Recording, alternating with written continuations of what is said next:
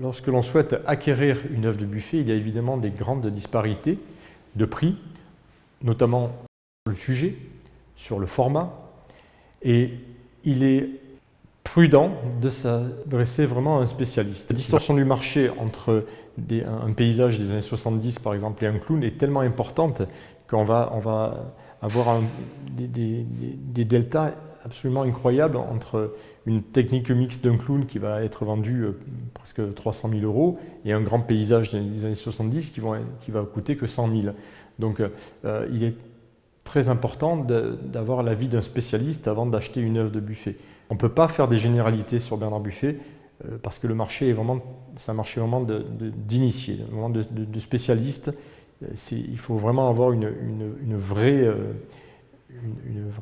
expertise. Voilà.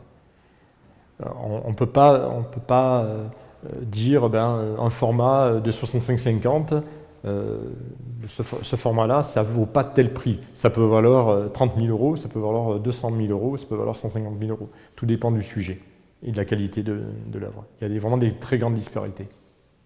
Et là aussi, au niveau de la technique, on parle d'huile, mais en technique mixte, c'est la même chose.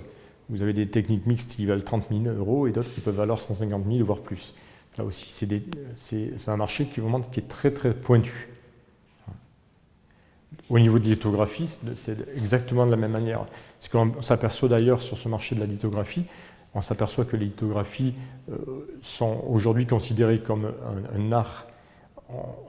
Les collectionneurs ont compris que la lithographie de Bernard Buffet, ce n'est pas une reproduction, elles ont été faites par les règles de l'art, et donc du coup, le marché de la lithographie est en nette augmentation. Et elles suivent le marché des peintures. Par exemple, pour vous donner deux exemples récents, les clowns et les vues de Saint-Tropez, il y a deux œuvres qui ont été vendues plus d'1 million d'euros. Dans les semaines qui ont suivi la vente de ces deux tableaux, le prix des lithographies de clowns et de vues de Saint-Tropez a flambé aux enchères.